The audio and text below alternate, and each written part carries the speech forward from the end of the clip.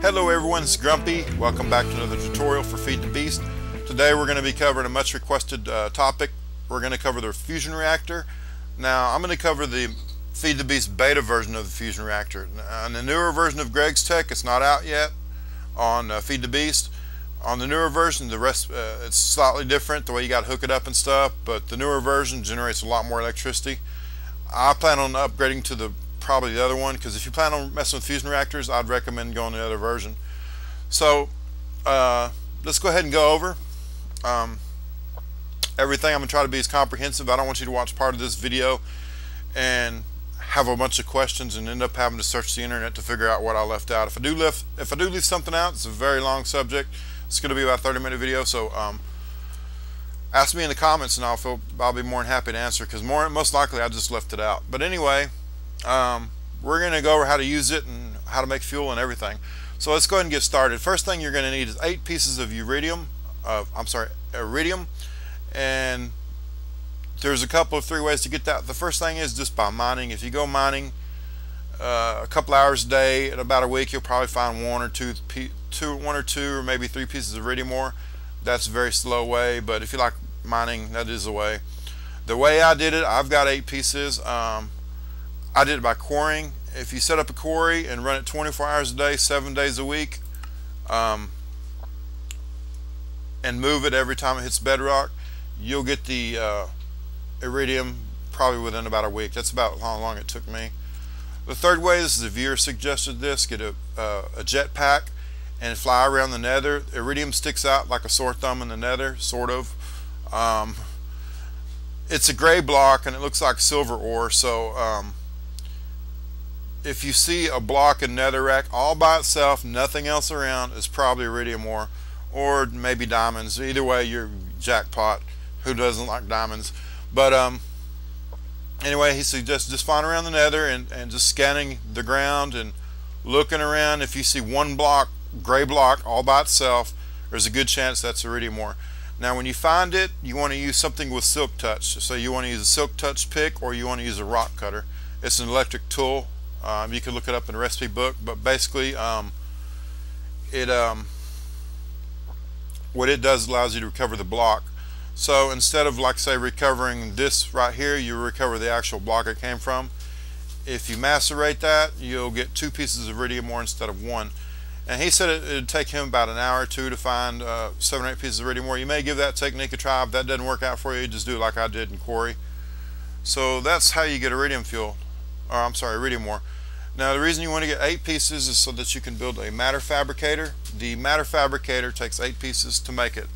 I won't go over the recipe. I actually have a tutorial on the matter fabricator, so if you want to check that out, go ahead. I'll put an annotation, and you can click that. It'll open up the video in a new window, and you can watch that video, close that window, and come right back here, and you'll be right where you left off. But all the matter fabricator does is makes UU matter, and it takes 7 pieces in this pattern, and this will make iridium ore. And it takes a lot of electricity to run the matter fabricator, by the way. I run mine at 512 EU per tick, and it took me about a day to get a stack of UU matter. So basically right now my matter fabricator is producing about 7 or 8 iridium ore per day. But anyway, that's the iridium ore. Next we're going to go ahead and cover hydrogen. I briefly want to mention that.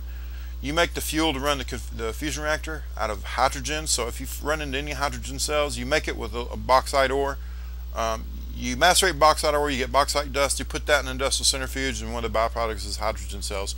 You want to hold on to those because it's used to make the fuel for this thing. But we'll get into fuel, making the fuel in a little while. But first thing we're going to do, let's go ahead and build this reactor. Okay, that is right there. This is the fusion reactor, and to make this thing work, you also need these things are here. They're called fusion coils, and both these take a lot of iridium. So you're going to need probably, I hadn't done the math, probably a stack or 2 of iridium ore to make this thing now. This is the most expensive block in the game. But now once you have that fusion reactor set down, the next thing you want to do is count out diagonally 2 squares and place the first coil. And you want to use that to build a square. That's the corner of the square. So you come here and you build a square. You'll leave the middle of the sides empty. And so you go just like this. If you do it this way, it doesn't take long at all. But let me fly up, and I'm going to show you. I'm going to show you what this looks like from the air. It's a 5x5 square, and the middle of the sides are empty. So now that we have that, I'm going to show you something else. This screen right here, this is the interface for the reactor. It says EU0. This thing has an internal storage of 100 million EU. It's telling you right now it's empty. Next, you have this screen right here. It says coils, no. What that means is it has to have this coil ring around it, and it means it doesn't have it yet. We only have it partially constructed. But I just wanted to show you that it says no right now. So if you build this and it says no, it means you didn't get something right. But I think I'm explaining this part pretty good actually, so I don't think you'll have a problem. We got one side left. Now it actually takes this thing a few seconds to switch to yes. It might be easier just to tear it down and plant it back. Make sure, absolutely sure, that you pick this up with a wrench. You don't want to destroy this block. There you go. If you actually pick it up and put it back down, it'll say coils yes. Also make sure your electric wrench is in lossless mode. Okay, so that's basically that part. This reactor is, that's it. So next thing we got to do is for this version, this is the beta version of it, we've got to place down high voltage transformers. So do it just like this. There we go. Now the 3 dots on the transformers are facing the reactor. And by the way, let me go over here and show you this thing over here. I mean, where is it? It's over here. It's called a GregTech computer cube. I have one right here, GregTech computer cube. This thing is real handy. It's actually one of the ingredients to make the reactor, so if you're making it, you could make 2. But anyway, here it is. Let me go to this different screens. This is the screen you see when you first turn the thing on for the first time. If you click here, you get to this screen. This screen right here lets you design reactor layouts for nuclear reactors. And so you place down your stuff. You can click here to cycle through the different items. And I have no idea how to do that. I've never built a nuclear reactor before. I've always been a solar panel whore, but this fusion reactor seems like a lot of fun. I definitely want to build one of these. But anyway, once you have this, everything you want in here, you hit this yellow button. Now you have to power the machine with low voltage first, or this button won't do anything, but basically it'll simulate the reaction. It'll tell you how much EU was produced, how much EU per tick was produced, how much heat was produced. If more than 10,000 heat was produced, it means the reactor exploded, and this will tell you the explosion power right here. And finally, it'll tell you how long it took the fuel to deplete. If the thing ran without exploding, this number right here will tell you how long it ran. So anyway, there's the reactor. Next screen, we've got the scanner. You put your seed bags in here, it'll analyze them. And here we got the centrifuge. Now this is pretty cool. I didn't realize there were so many recipes, but there's 60 different recipes. Now the next screen is this is for the fusion reactor, and so there's 3 different recipes for this. We'll briefly go over each one of them, but the basic one is deuterium and tritium. You make those out of the hydrogen cells. And next one is this one. It takes deuterium still, but it also takes helium-3. Now the way you get those is a byproduct of the reaction process is helium cells. If you take 16 of those and put them in an industrial centrifuge, you'll end up with one of these. So every time you run this 16 times, you can run this one time, and same byproduct, still puts out helium. But third recipe is actually pretty cool too. This one right here actually doesn't generate power from the reactor, it consumes it. It consumes 512 EU per tick, but what this one does, it generates iridium ore, and this is actually a lot faster and a lot cheaper than the matter fabricator. It takes less EU to make the iridium ore in here, so it's a great way to get your iridium ore. Let's go back to the first recipe. I want to briefly cover how to manufacture the fuel. I didn't mention part of it, but basically if we come over here, okay, let's hook power up to this thing real quick and charge it. That's it, that should be charged. So this thing right here is completely charged. It's got 10 million EU in it right here. Now this machine right here is called an electrolyzer, and what does the electrolyzer do? Well, electrolyzer, let's look at one of the byproducts of it. If you stick this stuff in an industrial centrifuge, one of the byproducts is hydrogen cells. And so if you want to manufacture your fuel, you'll build this thing. This will make the electrolyzed water cells, and you can figure it out from there. But we'll go over this electrolyzer briefly. First of all, it has to be placed right next to an MFSU. No cable will connect to it, so put it right next to your MFSU. You can actually get 3 or 4 of them around it. You don't want to put one on the top if you want to automate it, because the reason being, actually you just want to put it on. The best way to do it is feed power from the top to the bottom, and then you could put 4 of these on here, 1 on each side, so you could get 4 of them on here. Now if you want to automate this process, here's what you do. First of all, you put water cells in here. This process takes,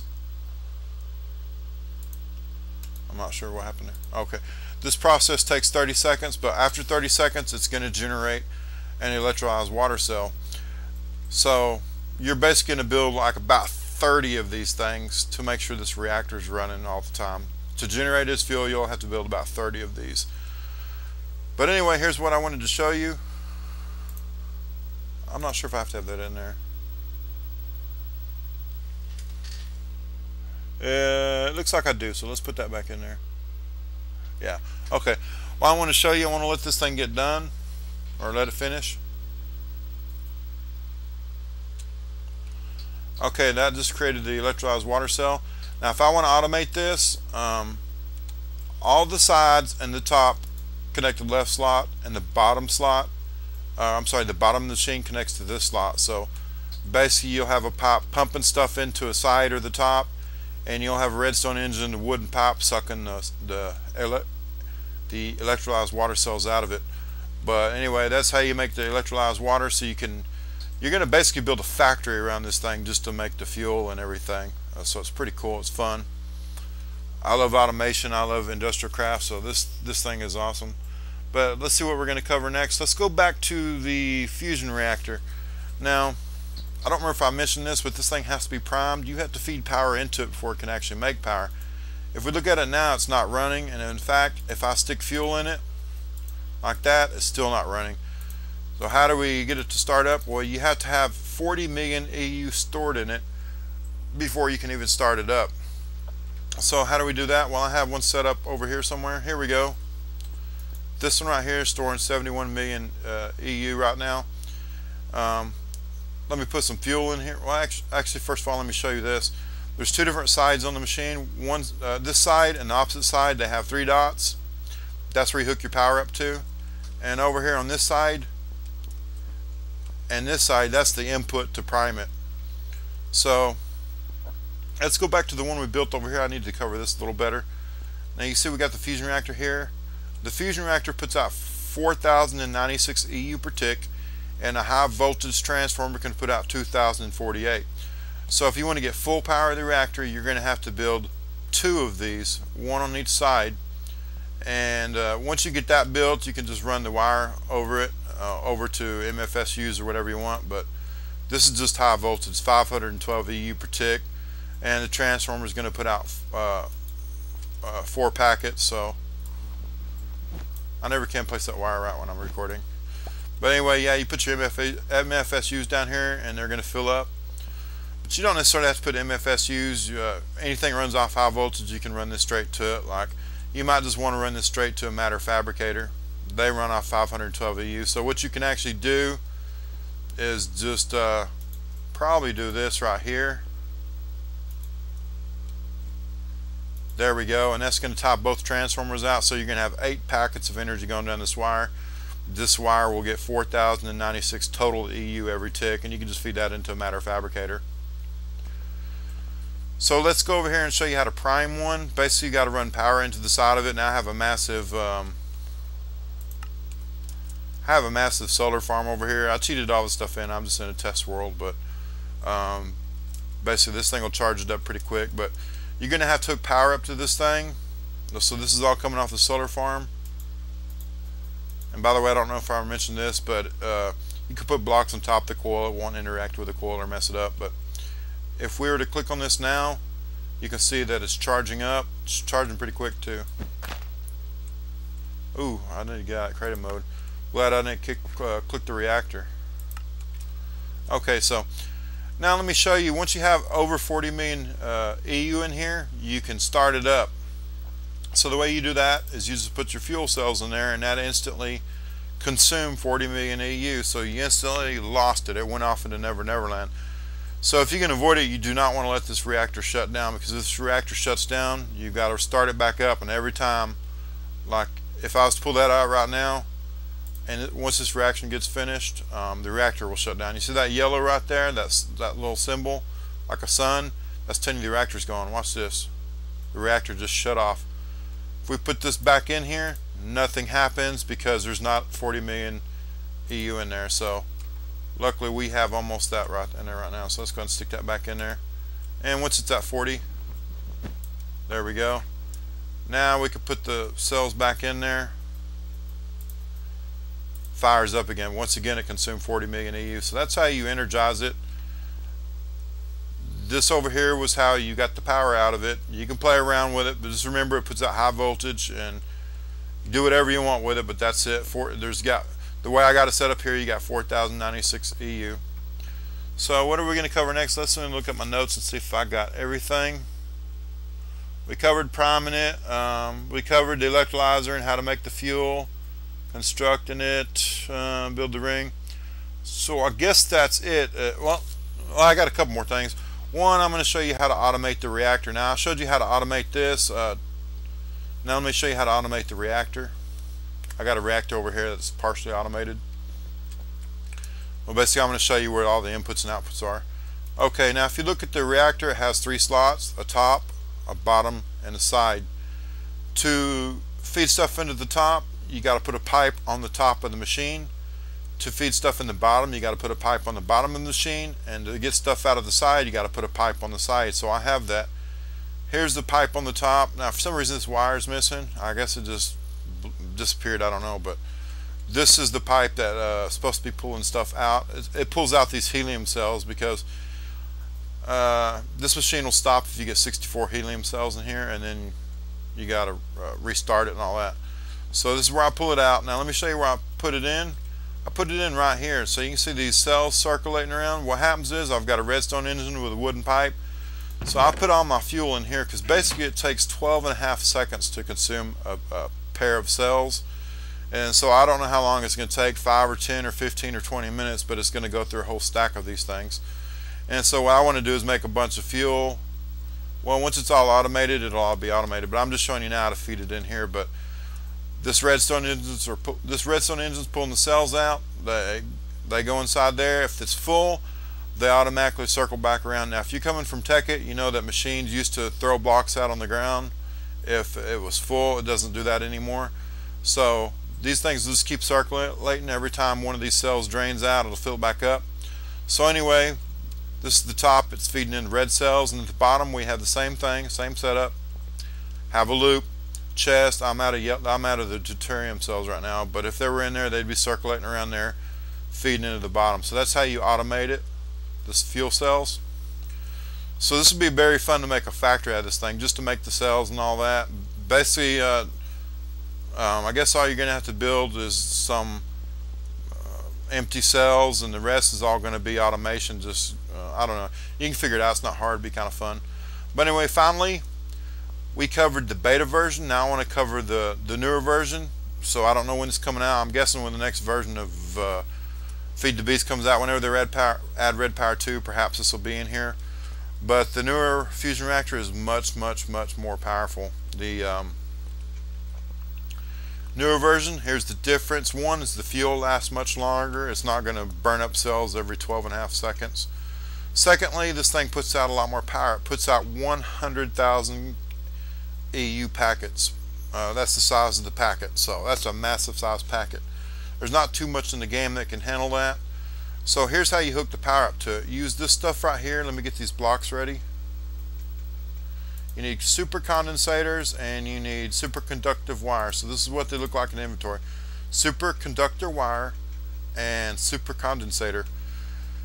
this is the superconductor wire. So it has a couple advantages and one disadvantage. The advantages are it has zero power loss, so you can run this thing out 1,000 blocks and not lose one single unit of energy.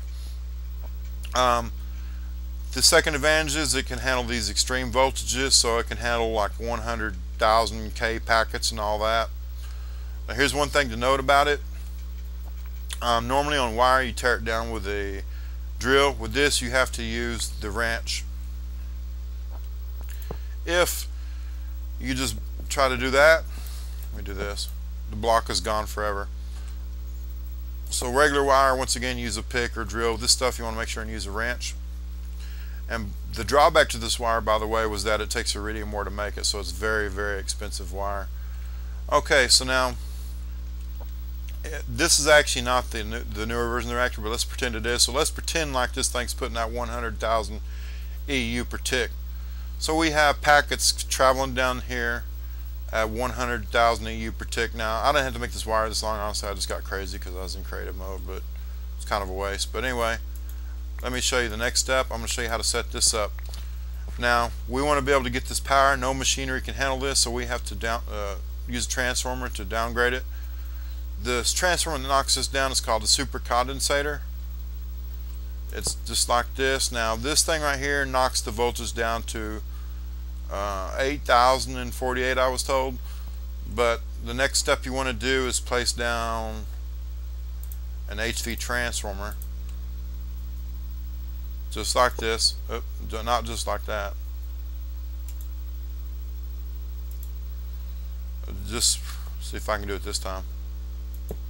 There we go. You want to place down an HV transformer, and that knocks it back down to a high voltage 8. That's with 512 EU per tick, but it's 4 packets per second, or 4 packets per tick. So finally, we want to put down want to put down some MFSUs. Here they are. There we go. Now this thing right here is going to limit to an MFSU can only put out 512 EU per tick and only puts out 1 packet, whereas the transformer can put out 4 packets. So if you want to get the full power, you either got to put 4 MFSUs around the transformer or don't use the transformer. Whatever, you can figure it out from here. But basically we can verify this, that we've got 2,048 EU per tick. We just click on the machine with an EU reader. Click a second time, there we go, we see 2,048 EU per tick. So as far as I know, I don't think I've left anything out. I may have, because this was a very in-depth tutorial. This is actually my 5th or 6th take, and each take's taking 20 or 30 minutes, so getting a little hoarse. But anyway, that's about it. If you have any questions, feel free to ask. There's a pretty good chance I know the answer, because I've been experimenting with these things a lot. So if you enjoyed this video, please give it a like. If a video gets a lot of likes, I know to make more videos of that type. Like, let's say there's 2 videos. One video gets 10 likes and another video gets 100 likes. Which video do you think I'm more likely to do next? Which type of video? So there you go. If you like these more advanced tutorials, give it a like. Or if you like the newbie tutorials, give them a like. If you like both of them, give both of them a like. That's fine too. Whatever. I'm just saying, if you like a video, give it a like. It'll encourage me to make more videos. But anyway, I appreciate you watching, liking, subscribing, sharing on Facebook and Twitter, all that happy stuff. So this is Grumpy. We'll see you next time. And if you want to see me do something, preferably with industrial power or IndustrialCraft or BuildCraft, let me know. By that I mean tutorials. I'm not ready to get into builds yet. I've got some pretty cool, if you look at my Let's Play series from Tekkit, I've got some pretty cool builds there. Also my Tekkit tutorials. But anyway, this is Grumpy. We'll see you next time.